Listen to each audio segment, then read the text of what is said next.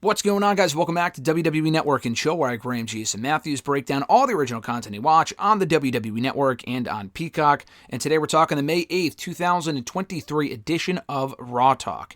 Jackie Redmond, Matt Camp in the studio, starting it off by recapping the triple threat matches to determine the semifinals on the Raw side of the World Heavyweight Championship tournament. Talking about how Seth Rollins advanced, Finn Balor advanced, the Brock Lesnar attack on Cody Rhodes costing him the win, which is exactly what should have happened, setting up the rematch, likely a no-holds-barred street fight or whatever, even though we just saw a street fight at the Backlash show with Bad Bunny and Damian Priest, the San Juan street fight, rather. They replay the Brock promo after he attacked Cody, and it's funny because for as much or for as little as we've heard from Brock in the last month or so since this feud started, he has spoken a little bit. He has said literally nothing as to why he attacked Cody Rhodes. Cody Rhodes and the commentators are still speculating as to why Brock attacked Cody. And I don't think it's leading to this big reveal. I don't even think the company cares or has put much effort into determining why this feud is even happening. From a booking standpoint, it makes sense to keep Cody busy until he hopefully goes back after the undisputed WWE Universal Championship. But from a storytelling standpoint, Cody Rhodes is doing most of the heavy lifting as far as why Brock is going after him. He attacked Cody here because he wanted revenge for losing at the Backlash show on Saturday. He didn't even really make that clear in the promo. It was a weird promo from Brock. Very weird. But anyway, both Jackie and Matt talk about being afraid of Brock in this moment and how we've seen Brock in WWE on and off for the last 20 plus years now.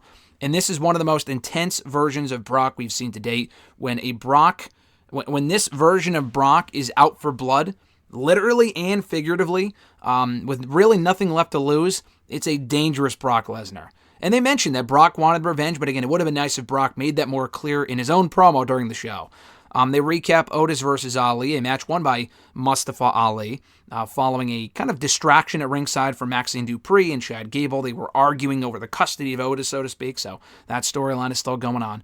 We hear from Ali backstage here on the show. He says that he's a free agent, and it's been pretty sweet so far. He's been on a roll recently. He's on a winning streak, at least winning his last two matches on the Raw show, beating Chad Gable a couple of weeks ago, and now Otis here, having beaten both members of Alpha Academy, says, and now we could show up on either show being a free agent. And his goal is that he wants everyone to start thinking more positively. So that's the gimmick that he's going with right now. I really just can't bring myself to care about Ali just because they have been booking this guy so horribly for like fucking 5 years now that it's hard to care. But he's really committing himself to the character. He's trying. It is a little weird that he would win a match despite not being a member of the Raw roster officially. Maybe at this point he'll join the roster. Matt Camp will give him, or Matt fucking Camp, what am I talking about? Adam Pearce will give him a contract to join the Raw roster. I mean, I guess it's just weird. But Matt Camp says that there's enough of Otis to go around and he's not worried about whether he sides with Chad or Maxine. They have to find kind of the sweet spot of the storyline at some point. I'm still enjoying it, but it's been going on for so long now without really a resolution. They kind of have to have it come to a head at some point, whether Otis joins Maximum Male Models or Chad Gable. I preferred the former, honestly, just because Otis is a great comedy guy and he's good, but Chad is really the one they can focus on as a single star if they decided to go that route. I enjoy Alpha Academy. Maybe we can get a match with them and Owens and Zayn one of these days, but they kind of have to have the storyline culminate at some point so it's not going on forever. They recap the Trish Stratus Becky Lynch segment where Becky came back and attacked Trish to kind of get a revenge for putting Becky on the shelf about a month ago, even though the attack wasn't all that vicious. They hype up the women's tag team title matches coming up on Friday SmackDown and next week on Raw, where Liv and Raquel will defend this Friday against Damage Control's Bayley and Dakota Kai. And the winner of that match, very likely Liv and Raquel, will then face Chelsea Green and Sonya Deville next week for the belts on Raw. Liv Morgan says that Damage Control will not get the better of them again on Friday's SmackDown after they beat Liv and Raquel last week on the show. Raquel says that last week on Raw, I think actually, Raquel says that Chelsea and Sonya are all bark and no bite, and they will leave both shows still the WWE Women's Tag Team Champions. Matt Cam says that Liv and Raquel are building chemistry week by week. They're fighting champions, and it shows the competitive nature of the Women's Tag Team title picture. I think they've done well at the Women's Tag Team title picture recently compared to the last, 4 years. It doesn't make people want to care, honestly, just because not any real indictment on the talent. It's just that the booking has been so abysmal for so long. It's going to take a lot for people to really want to get invested in the women's tag team titles, but at least they're on the right path here. They recap the Zoe Stark debut and win over Nikki Cross. Matt Camp calls it an impressive win and plays up her accomplishments from NXT.